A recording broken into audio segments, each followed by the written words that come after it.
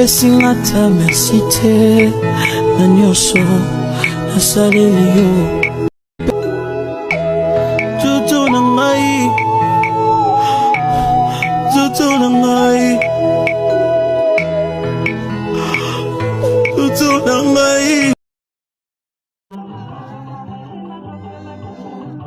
Par cette occasion, nous vous présentons quelques extraits du dernier jour du funérailles de la mort de notre fille Abigail Kieko, qui nous a quittés ce mardi 11 novembre 2025 à l'hôpital général de la Senel Inga après une courte maladie.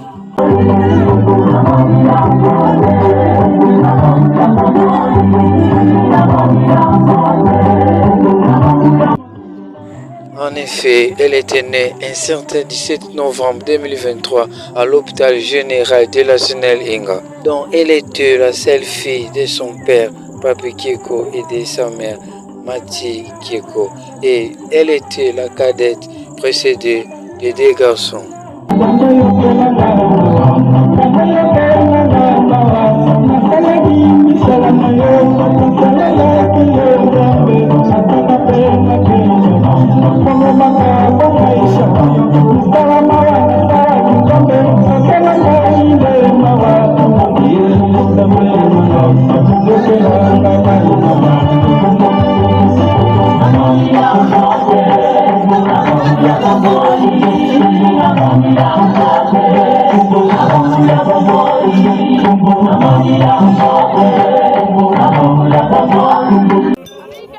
Malgré la fatigue sur les terres, mais il y a un adage qui dit, quelle que soit la durée de la nuit, le soleil apparaîtra. Évidemment aussi par les soutiens de ses frères et sœurs de l'église primitive du Seigneur Yeshua, grâce à leur cantique de louange et adoration, on peut arriver jusqu'à la levée du soleil. Un jour aussi, ça sera son tour. Et s'il prend les choses au sérieux, à cœur, il doit rectifier ses tirs. Parce que il est écrit, un chien vivant vaut mieux qu'un lion mort. Si on est en vie, on a la possibilité de changer. Mais si on est mort, en tout cas, il n'y a plus cette possibilité-là. C'est comme ça. Tant que Dieu nous maintient en vie, nous devons tirer profit de cela. Sans plus tarder, nous allons procéder à la lecture de la parole de Dieu. C'est que nous allons partager ce soir. Nous sommes dans l'évangile de Luc, au chapitre 16. Nous prenons d'abord le verset 19. Pourrons nous arrêter au verset 22 d'abord. Je suis en train de lire dans la version parole vivante. C'est comme ça que vous pouvez voir peut-être du point de vue forme, ça pourrait paraître différent avec les différentes traductions que vous avez.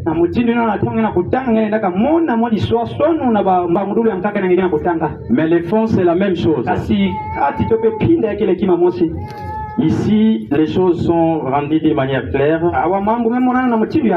pour nous faciliter la compréhension. Il y avait une fois un homme riche, toujours élégamment vêtu d'habits coûteux et raffiné. Tous les jours, ce n'était que festin et plaisir. Un pauvre appelé Lazare vivait à côté de lui, couché devant la porte de sa villa. Son corps était couvert de plaies virulentes. Il aurait bien voulu calmer sa faim avec le miette qui tombait de la table du riche.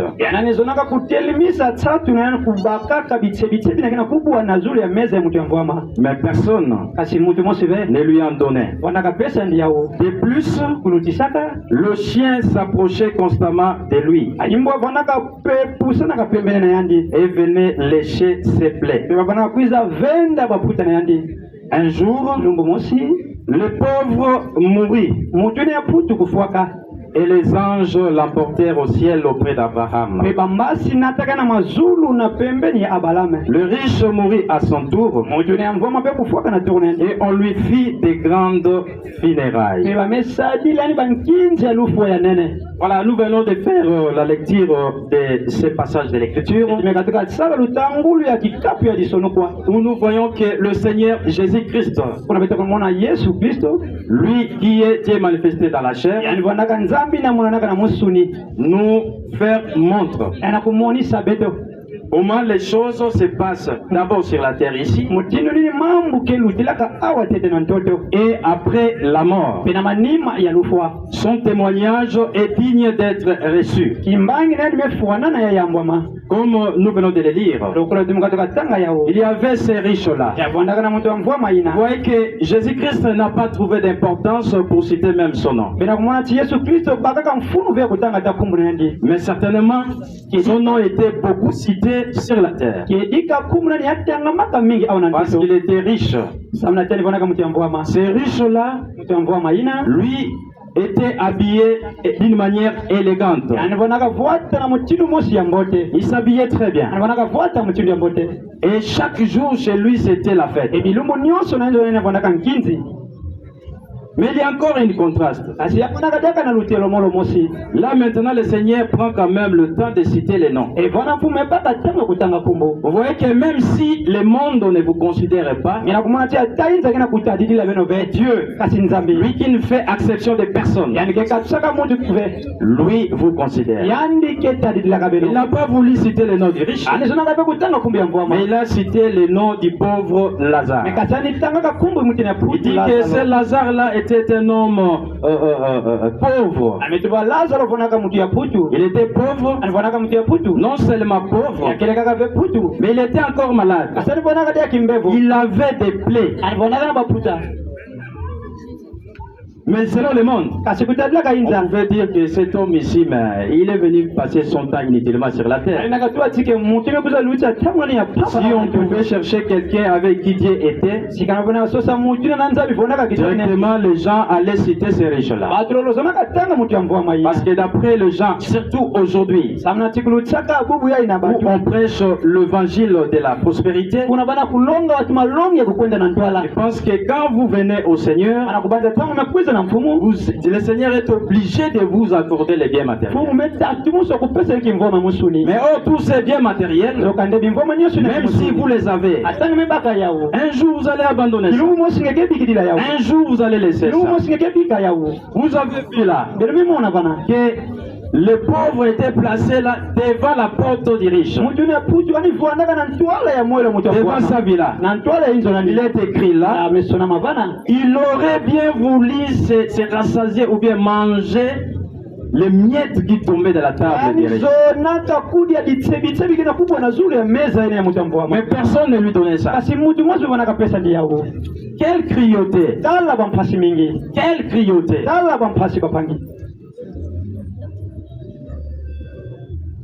Et le riche en question, ce n'est pas une mauvaise chose d'être riche. Mais l'attitude que vous avez après que vous êtes devenu riche, c'est ce qui pose aussi problème. Mais un jour, comme vous pouvez le lire, le pauvre était mort, Lazare. Il est mort, mais nous venons de lire là, quand il est mort, les anges, maintenant les choses ont changé. Dieu a envoyé une escorte d'anges pour venir l'accueillir dans le sein d'Abraham. Peut-être ce funérailles n'était pas important. Peut-être il était jeté comme ça. Ça c'est d'après le monde. Mais de l'autre côté, c'était un prince qu'on devait accueillir. Dieu lui-même a envoyé des anges pour l'accueillir. Et comme on le dit, les hommes bons ne font pas longtemps sur la terre. Vous voyez que les pauvres étaient morts en premier. Et après, c'est les riches qui étaient morts. Les mauvais font longtemps sur la terre.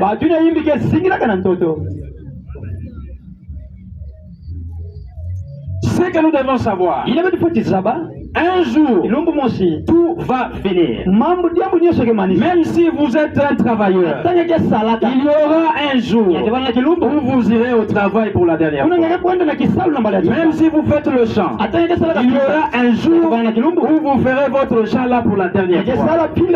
Même si vous êtes un commerçant, sachez-le, il y aura un jour où vous allez ouvrir votre boutique pour la dernière fois. Et vous allez partir. Mais de l'autre côté, comment c'est? Et alors, maintenant, quand les riches là est mort,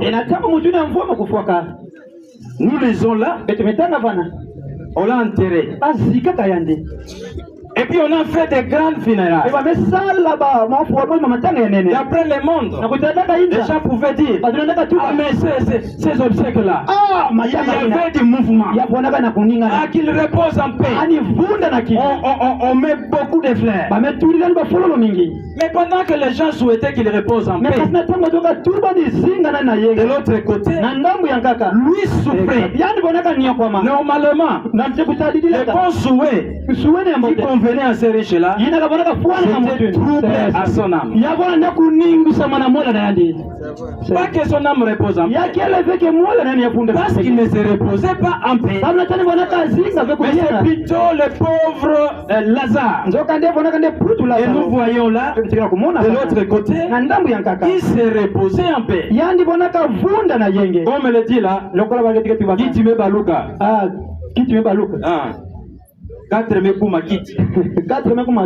les choses ont changé.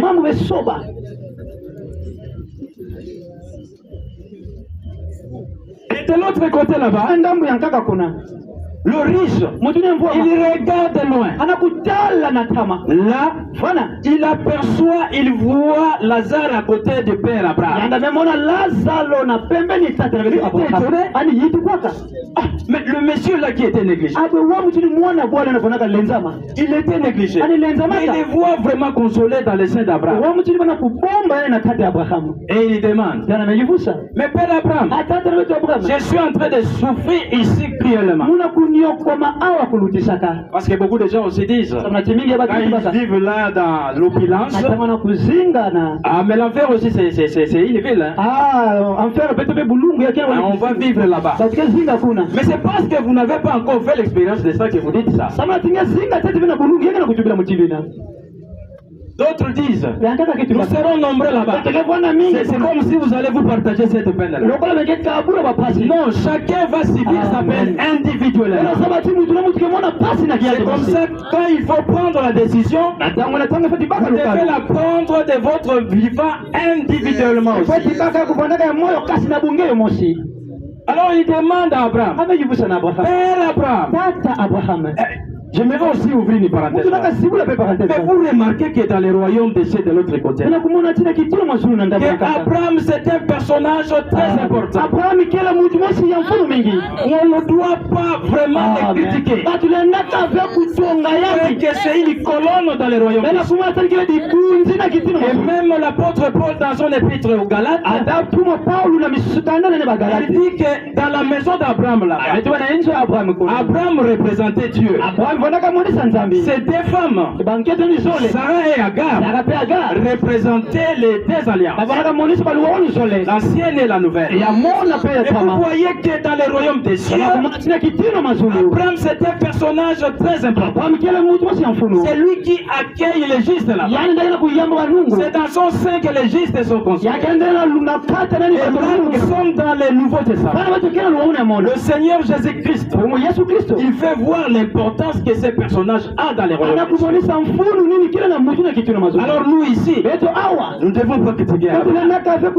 Le Seigneur avait déjà dit, je bénirai quiconque te bénira. Je maudirai aussi quiconque te maudira.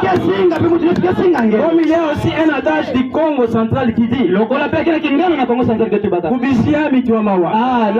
C'est un bon terme sur la terre ici avec nous. Et là vous soyez aussi bien reçus. Vous êtes son ennemi. Vous pensez que là-bas il va vous accueillir. Jamais. Vous devez commencer à être son ami. Comme lui est là-bas. Mais il va t'accueillir. Les pauvres, les riches là a dit, Père Abraham, envoie Lazare. Il trempe seulement les bouts de son doigt.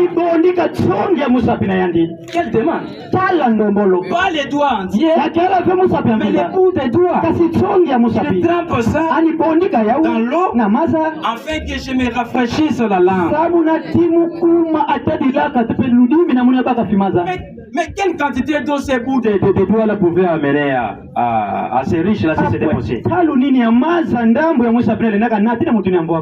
Abraham lui a dit, souviens-toi mon fils. Mais il a appelé Père Abraham. Abraham aussi l'a reconnu comme mon fils. Il dit, souviens-toi mon fils, pendant ta vie sur la terre, toi, tu as vécu avec jouissance, avec plaisir. Mais Lazare a vécu dans la misère. Mais les voilà maintenant ici les consolés. Mais est-ce que pendant que Lazare vivait dans la misère sur la terre, les gens pouvaient penser que, pouvaient vraiment croire que Dieu était avec lui?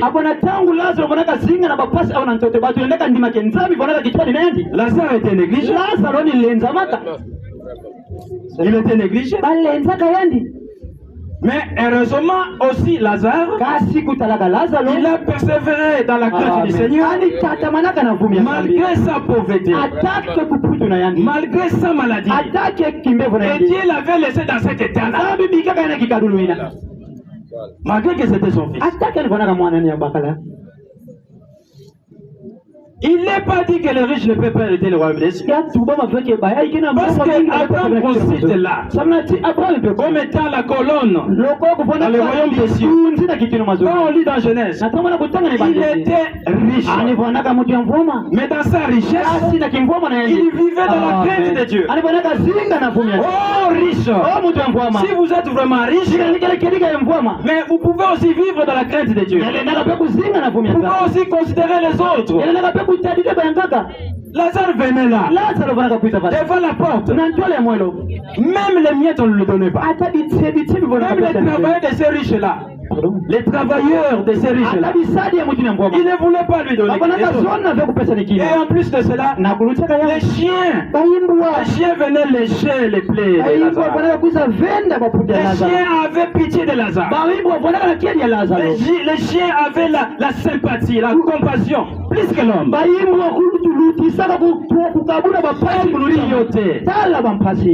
Et de l'autre côté, la situation avait changé. Souviens-toi, pendant le jour de ta vie sur la terre, toi tu avais mené une joyeuse vie. Mais lui, Lazare, a vécu dans la misère. Mais voilà, il est consolé. De plus, entre nous et vous, il y a un grand immense abîme. Même si nous avons la volonté d'envoyer, même si j'ai la volonté d'envoyer Lazare, de tremper les doigts, son bout de doigts dans l'eau, pour te l'amener là-bas, il ne saura pas venir là-bas. Vous non plus ne pouvez pas venir là où nous sommes. Il y a un grand abîme. Et là, les riches s'est rendu compte que c'était maintenant impossible. Mes frères et sœurs, on ne vous trompe pas. Et si vous êtes mort, après votre mort, un prédicateur peut venir, il fait des cérémonies pour qu'on puisse vous changer d'endroit, pour que vous ayez à un bon endroit. C'est impossible. Vous pouvez préparer votre chemin pendant que vous êtes en vie. C'est le moment de recevoir le Seigneur ou la parole ici pour assurer votre vie d'au-delà. Vous voyez que toutes ces manœuvres-là des riches n'avaient pas réussi. Alors il dit, si telle année est le cas, je me souviens, j'ai encore 5 frères. Il s'est souvenu que même ses frères aussi, c'était des méchants. Des gens qui ne vivaient pas selon la parole de Dieu. Alors lui, il n'a pas dit qu'il vienne qu'on partage la souffrance. Il a compris que c'était sérieux. Et là où lui était, c'était un chemin de non-retour. La situation ne pouvait plus être changée. Il dit, Père Abraham, s'il en est ainsi, comme ça tu peux envoyer Lazare. Il avertit mes 5 frères là pour qu'ils ne viennent pas me rejoindre ici dans cette souffrance. Abraham a dit, non, vais. Ils ont les écrits des prophètes là-bas. Ils ont les écrits de Moïse là-bas. Ils ont les saintes écritures. Ils les écoutent. Et laissez-moi vous dire, vous voyez que là nous sommes dans le Nouveau Testament. Le Seigneur Jésus-Christ fait voir toute l'autorité de la Bible. Et en ce temps-là, quand il parle des écritures, le prophète de Moïse, essentiellement l'Ancien Testament. C'est essentiellement l'Ancien Testament. Il n'y avait pas encore la rédaction du Nouveau Testament. Il dit qu'ils ont les écrits de Moïse et des prophètes. Ils les écoutent. Pour qu'ils n'arrivent pas là pour dire.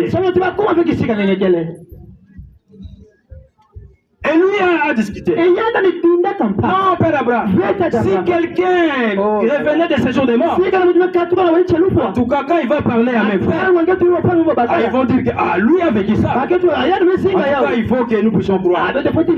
Père Abraham, c'est quelqu'un qui est chevronné dans la foi. Mais pouvez-vous rendre compte que c'est lui qui est notre Père dans la foi? Abraham a vécu avant lui. Et qui a trouvé bon qu'Abraham soit notre Père dans la foi. C'est comme ça que je venais de dire que c'est un personnage très important dans l'histoire d'Israël. Aujourd'hui, si nous voulons être justifiés, nous devons être justifiés de la même manière ensemble avec Abraham. Nous devons être bénis avec Abraham. Vous ne pouvez pas être béni par vous-même sans Abraham.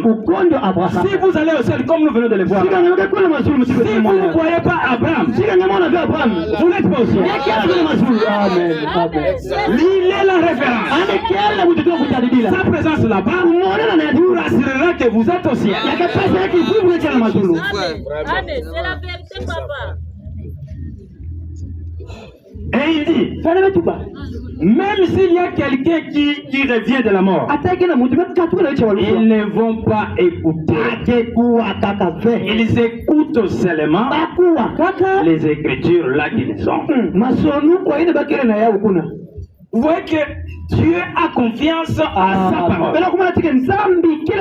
Nous ne devons pas négliger la Bible.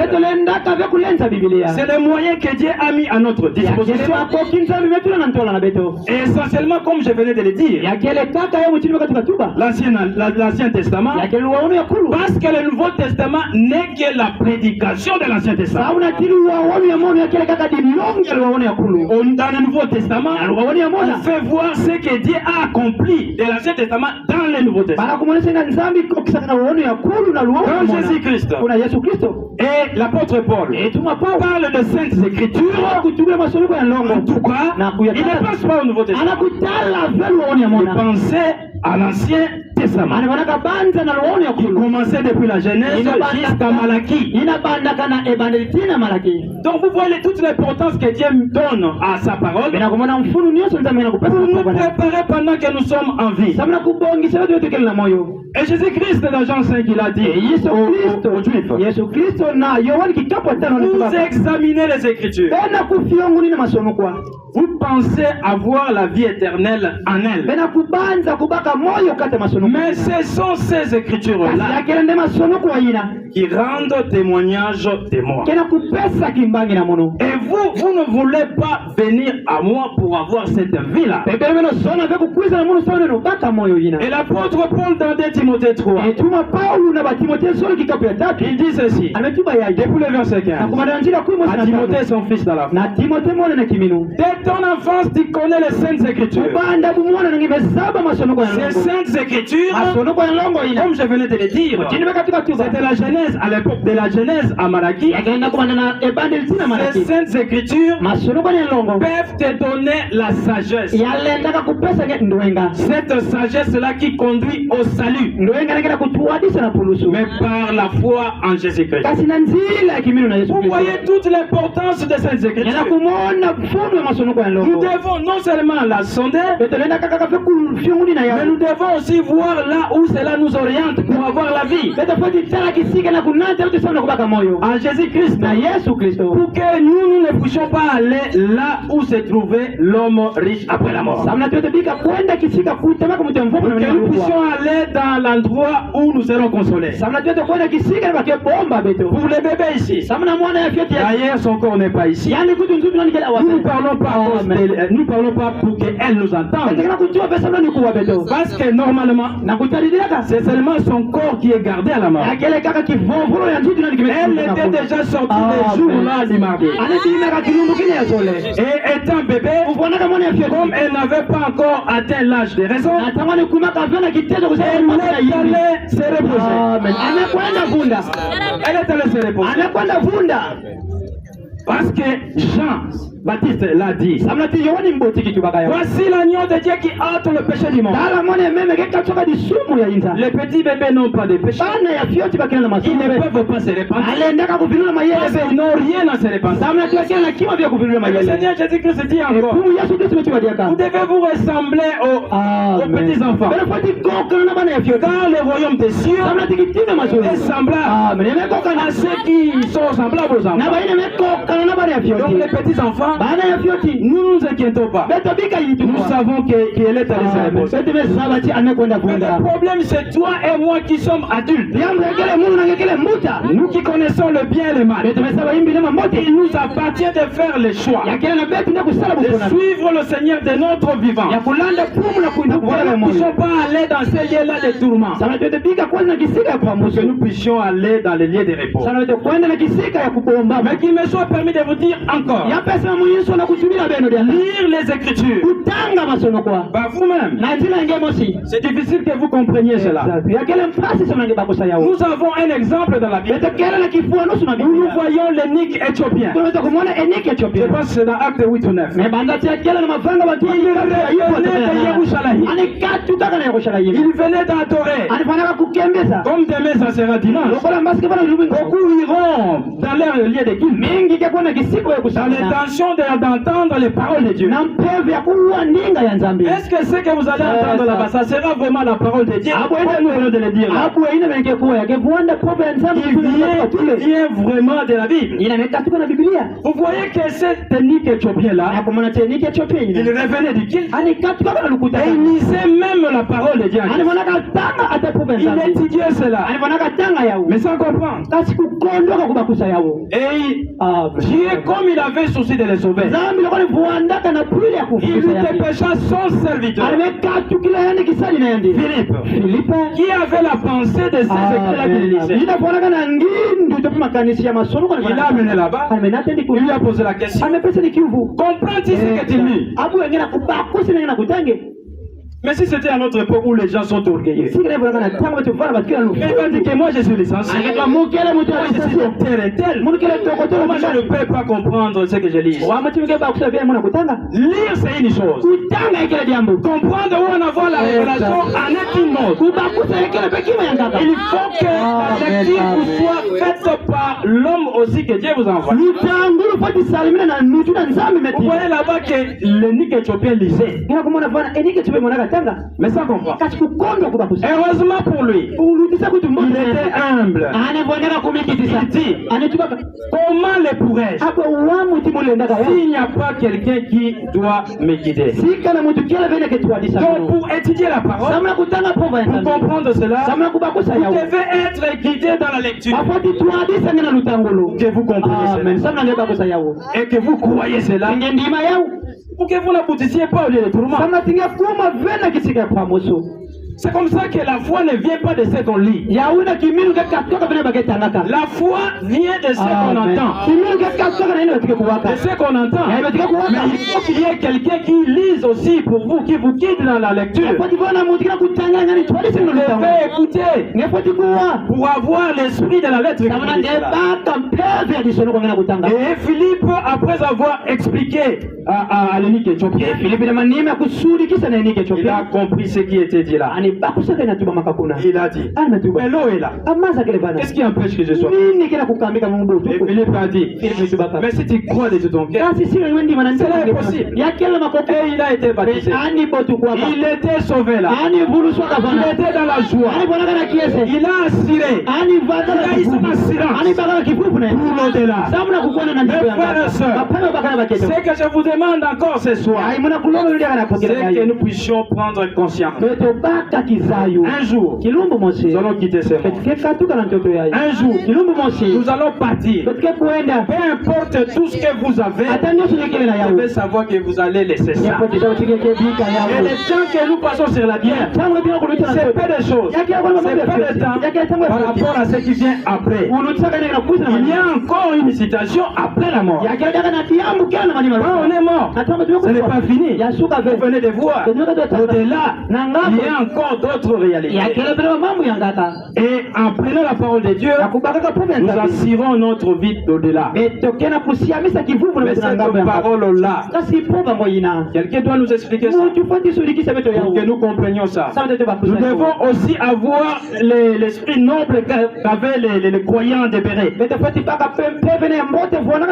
Ils écoutaient l'apôtre Paul et son compagnon avec beaucoup d'empressement, mais ils examinaient chaque jour. Là encore, ils examinaient, mais avec les Saintes Écritures, de la Genèse à Malachie. Ils n'examinaient pas dans le Nouveau Testament. Parce que ça n'existait même pas. Et après qu'ils ont vu que c'est juste, ils ont placé leur doigt là-bas. Ils ont été sauvés pour assurer leur vie au-delà. Que le Seigneur puisse vous bénir richement. Nous nous arrêtons par là. Nous pouvons prier pour remercier le Seigneur pour cet instant qui nous a disposé pour écouter sa parole. Prions.